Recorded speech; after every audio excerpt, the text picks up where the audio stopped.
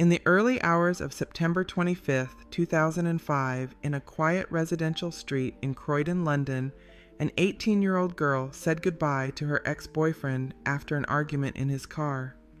She stepped out onto the pavement just yards from her front door, her home within sight.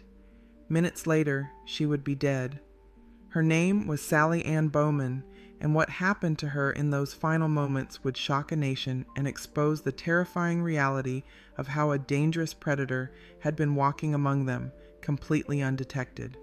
Sally Anne was born on September 11, 1987, in Carshalton, South London. She was the youngest of 4 daughters in the Bowman family. Her parents, Paul and Linda, would later divorce, but Sally Anne grew up surrounded by her sisters in what seemed like an ordinary London family. From an early age, it was clear that Sally Anne had something special.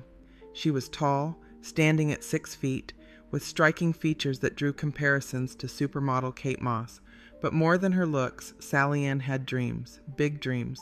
She wanted to see her face on the cover of Vogue magazine one day. Sally Anne attended the Brit School for Performing Arts and Technology in Croydon, the same school that produced stars like Adele and Amy Winehouse. After leaving school in 2004, she began working part-time as a hairdresser while pursuing her modeling career. In January 2005, she signed with Pulse Model Management, a local modeling agency. Things were starting to happen for her. She became the face of Swatch watches and participated in the Swatch Alternative Fashion Week in April 2005. At just 18 years old, Sally Anne's career was beginning to take off. Her future looked bright. On the evening of September 24, 2005, Sally Anne went out with her older sister Nicole and a group of friends. They arrived at Lloyd's Bar in Croydon at 10 in the evening, a typical Saturday night out for young people in South London. They stayed at the bar until 1 in the morning, laughing, dancing, enjoying themselves. When they left, Sally Anne waited outside for about 15 minutes before taking a taxi to a friend's house. It was a normal night, the kind of night thousands of young people across London were having at the same time.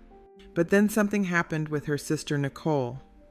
Sally Anne contacted her ex-boyfriend, Lewis Sproston, telling him that Nicole had been arrested for fighting.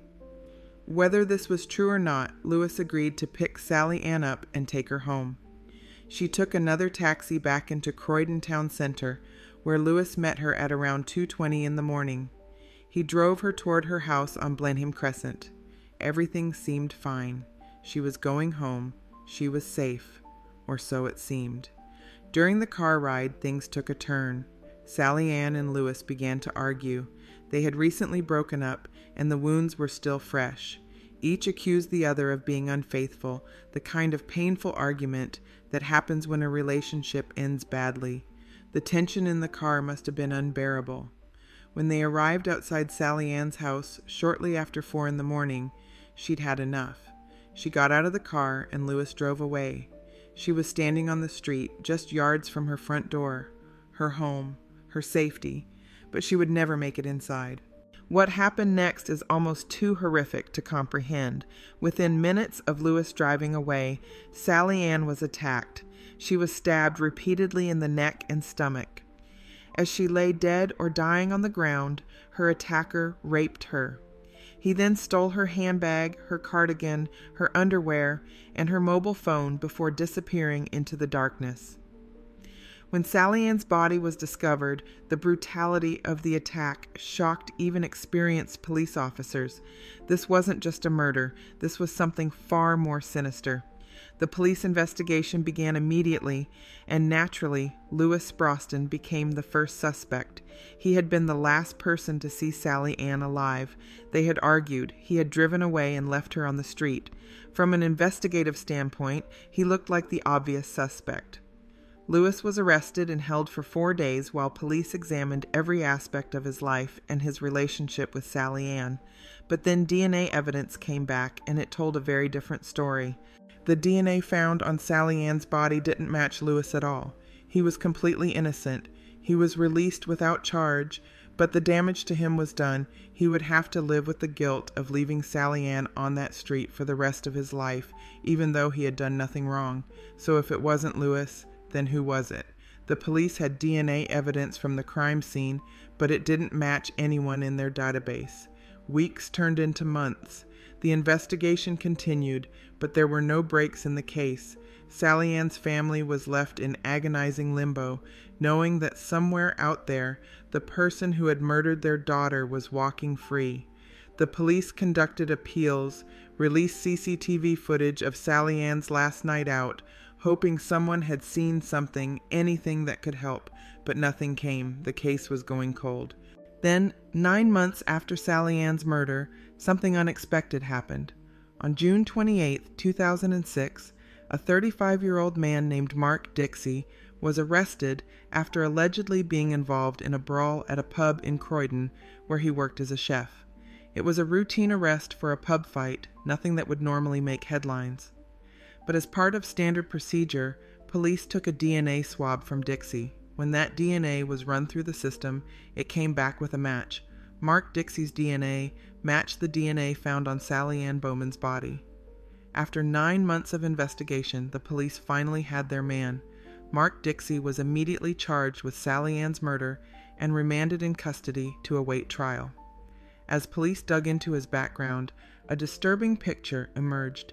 Dixie wasn't just some random person who had committed one terrible crime. He had a history of robbery and sexual offenses. He was a serial sex offender who had been operating under the radar for years. The realization was chilling. If Dixie's DNA had been in the system earlier, Sally Ann's killer could have been identified within 24 hours. Instead, it took 9 months, and only because he happened to get into a fight at a pub. Dixie remained in custody for more than 18 months before his trial finally began at the Old Bailey in London on February 4, 2008. The prosecution laid out their case. The DNA evidence was overwhelming. Dixie's DNA was found on and inside Sally Ann's body. There was no question he had been there. But Dixie had a defense, and it was as disturbing as it was unbelievable. He admitted to having sex with Sally Anne, but he claimed he had simply found her lying on the ground outside her home. He said he didn't realize she was dead or dying. He claimed he thought she was just unconscious, perhaps drunk, and he took advantage of the situation. He denied murdering her. Think about that defense for a moment. Dixie was essentially admitting to raping what he thought was an unconscious woman, but claiming that made him somehow less culpable because he said he didn't kill her. The jury didn't buy it. The evidence showed that Sally Anne had been stabbed multiple times. The attack was violent and sustained. The idea that Dixie had simply stumbled upon her body and decided to rape her without being the person who had stabbed her moments earlier defied all logic. After 3 hours of deliberation, the jury returned with a unanimous verdict: guilty of murder.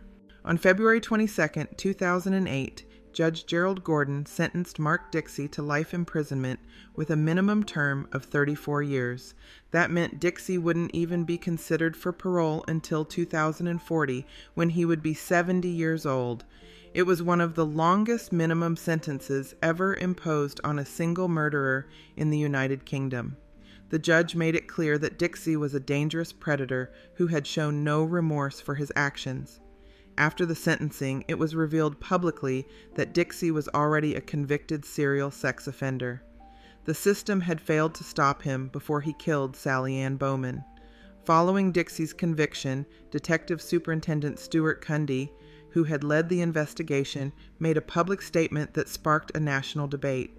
He said that in his opinion, a national DNA register with appropriate safeguards could have identified Sally Anne's murderer within 24 hours instead of 9 months. He argued that if everyone's DNA was on file, dangerous criminals like Dixie could be caught immediately, potentially saving lives. Sally Anne's mother, Linda Bowman, became a vocal advocate for this idea, calling for a national DNA register to be introduced so that no other family would have to wait 9 months for justice. But the proposal was controversial. Ministers and politicians pushed back, arguing that a mandatory national DNA register would raise serious civil liberties issues. There were concerns about privacy, about government overreach, about what would happen to that data and who would have access to it. The debate touched on fundamental questions about the balance between security and freedom. Should everyone in the country have to give up their DNA to potentially catch criminals faster? Or would that be a step too far, turning every citizen into a potential suspect? The government ultimately rejected the idea, and to this day, the UK does not have a mandatory national DNA register. Sally Anne's story didn't end with the trial. Her family continued to grieve publicly, trying to keep her memory alive while also advocating for changes that might prevent similar tragedies.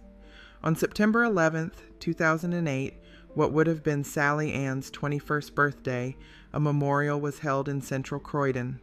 Balloons were released outside Primark in North End, a simple but poignant tribute to a young woman whose life had been stolen from her. Documentaries were made about her case, including one that aired on BBC One in April 2008, and another on ITV's Real Crime series in June 2009.